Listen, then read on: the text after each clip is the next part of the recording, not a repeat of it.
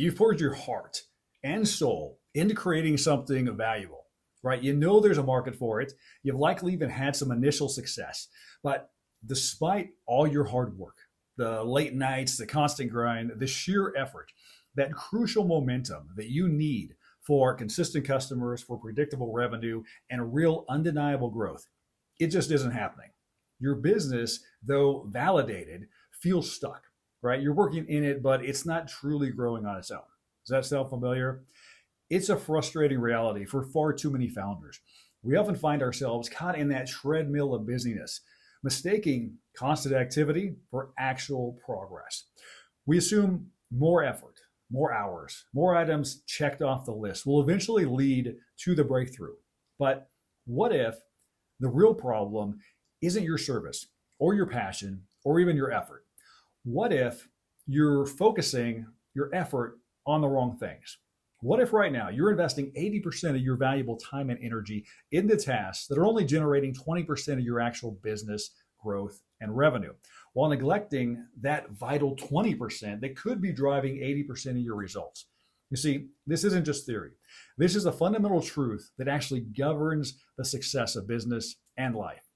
The 80-20 rule. Maybe you've heard of it. It's called the Pareto principle.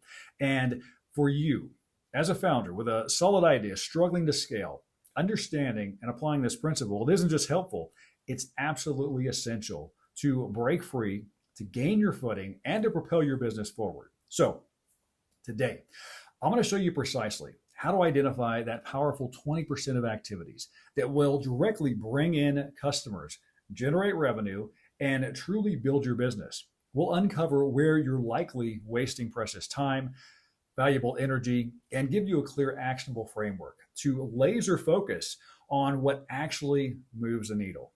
It's time to stop the busy work and start making real progress, real sales, and real revenue. And hey, if you're new here, I'm Gary Smith, a business and marketing adjunct professor. I'm also the founder of GS Biz Coach, where I help solopreneurs turn their ideas into income by offering frameworks to follow and the guidance to implement, so you can actually launch and grow a sustainable revenue generating business. And that's at gsbizcoach.com. So let's unpack the 80-20 rule, because at its core, it's the observation that roughly 80% of effects come from only 20% of causes. It's not a strict mathematical formula that has to be exact, but rather a principle that highlights the unequal distributions of inputs and outputs. You see, this concept originally comes from an Italian economist named Alfredo Pareto, who way back when, in 1896, noticed that 80% of the land in Italy was owned by only 20% of the population. Since then, we've seen this principle play out everywhere. Think about your own life. You probably wear 20% of your clothes 80% of the time. And in most established businesses, 20% of the customers generate 80% of the revenue. And as someone who has spent years running sales teams, I can tell you, 20% of the salespeople, they do 80% of the volume. Ask any sales manager. This isn't just a quirk of the universe. It's a powerful lens through which to view your efforts. And if you're like most entrepreneurs, you have limited time, money, and energy. So understanding and applying the 80-20 rule, it isn't just helpful, it's absolutely essential. It's how you get out of the busy trap and into the growth zone. Now, here's where entrepreneurs often fall into the 80-20 trap. We tend to focus on 80% of our efforts and our energy on those tasks that feel important, but they actually produce very little impact. Think about it. Have you ever spent weeks obsessing over the perfect logo before even validating your idea? Or maybe endlessly tweaked your website copy when you haven't had a single conversation with a potential customer? That happens. Or maybe you're developing an elaborate social media strategy when you're not even sure yet who you're going to be selling to, right? This is what we call the perfectionist tendency. And it's where we really over-optimize those non-critical areas, right? It becomes insidious because these tasks, they feel productive, right? We can check them off our to-do list to feel a sense of accomplishment, but they don't actually move your business forward significantly, especially in the early stages. And this leads to a dangerous delusion, mistaking activity for progress. They're not the same thing. You're busy, but you're not generating customer insights. You're not making sales, and you're not building a better core product or service.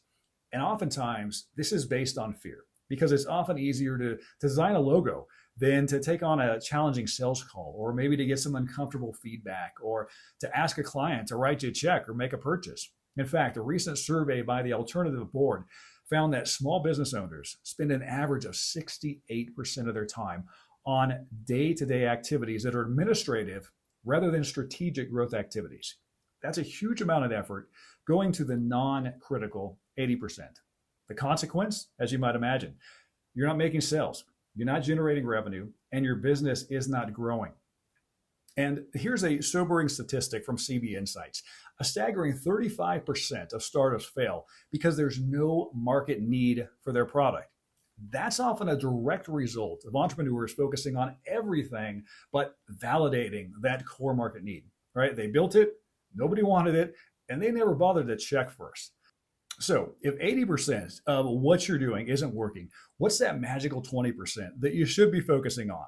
Well, for early stage entrepreneurs, that critical 20% revolves around activities that directly contribute to just three things. First is validation, second is getting customers, and the third is developing your offer.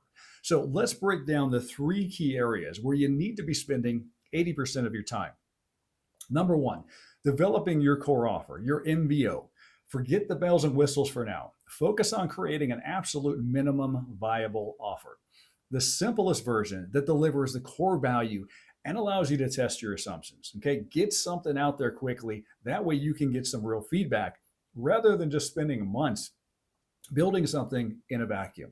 Now, the way you do this is simple. You do it by developing only the essential features, deciding how to deliver your offer, and then by creating a simple prototype, whatever that means for your business. Number two, make sure you're talking to enough customers. Now, this is paramount because this is the fuel for everything else that you do. You need to understand their problems, and you want to validate if your solution actually solves those problems, and you do that by getting direct feedback. Now, this part isn't about selling. It's about learning and listening. And research from Bain & Company shows that companies that excel at customer experience, they actually grow their revenues by 4 to 8% faster than the market average. Now, you can't excel at customer experience if you're not talking to enough customers. And here's the thing. If you have call reluctance, or you have some anxiety about maybe getting on the phone or face-to-face or hopping on a Zoom discovery call with a customer, you got to find a way to get over that. In fact, one of the things I do as a small business coach is if I have a client who's struggling with call reluctance, which is quite common, I have them hop on a Zoom call with me and I have them give me a few names and numbers of their prospective customer list. And I start calling these people right in front of them on the phone while they're watching me on Zoom. Oftentimes, I end up setting some appointments for them or even making a sale on their behalf. And they can see the whole process in real time. We're on Zoom, we're watching each other, they can see it. Then I have them make a call, then I make a call, then they make a call. And after about an hour of this back and forth, not only is their call reluctance gone, but they usually feel pretty good about things. They have some appointments set, and sometimes they've got some sales. So if you can pair up with somebody like that, that's a really powerful way to get over that fear. Or reach out to me. You can go to gsbizcoach.com. You can contact me. You can send me an email. We'll try to schedule something, and I'll jump on a Zoom call with you. And I'll call some customers in front of you. You can watch me do it. And by the time we're done, you'll have the confidence that you need to accomplish this on your own. And then third, you want to start making your first sales, right? This is the ultimate in terms of validation. Generating actual revenue proves there's a market demand, and it demonstrates that someone's willing to pay for your solution. Plenty of people will tell you that they love your idea, but when you ask them for the order or to write a check, they're nowhere to be found. So how can you be certain? Well, the way you do this is through direct outreach, through pitching potential customers, and by following up and closing those early deals. You need to make some sales because every yes is a massive victory. So now you might be thinking, okay, I understand where to be spending 80% of my time now, but how do you actually put this into practice? And how do you filter through the noise and find that critical 20%? It's a good question. And to answer it, I have a simple 4-part framework. Now, you can steal this from me. You can write it down. It's fine. Kind of goes like this. Number one, List everything at the start of your week or your day. Brainstorm all the tasks that you need to do. Just get them down. Number two, ask what has the highest impact. For each task on your list, ask yourself this crucial question: will completing this task directly lead to sales, customer insights, or a better offer? And be brutally honest. If the answer is no, then it doesn't belong anywhere on your critical 20%. Number three, identify your top 2 to 3. Based on that question, select those 2 to 3 tasks that, if completed, would have the biggest, I should say, single positive impact on your business this week or today. Okay, those are your 20%. And number 4, attack those first. Dedicate the majority of your energy, your focus, and your time to these top 2 to 3. Don't touch anything else until those are done. Everything else should be deprioritized. Think of it like this: if you had only 2 hours to work on your business today, what would you do to make the absolute biggest, most undeniable difference in the survival and growth of your business? Okay, that's your 20%. Everything else is just busy work. So there you have it. The 80-20 rule isn't about working less. It's about working smarter. It's about cutting through the busyness and letting go of that need for early perfection and relentlessly really focusing your energy on the few critical activities that truly build momentum in your business. Your ability to identify and prioritize that 20%, which is talking to customers, building your core offer, and making those first sales, will be your greatest superpower as an entrepreneur. Don't get caught up with that busy work. Choose impact over activity. Choose real progress over perceived productivity. Start applying this principle today and watch how your business really begins to transform. And if you need some additional guidance and some support, go ahead and head on over to gsbizcoach.com. I'll see you next time.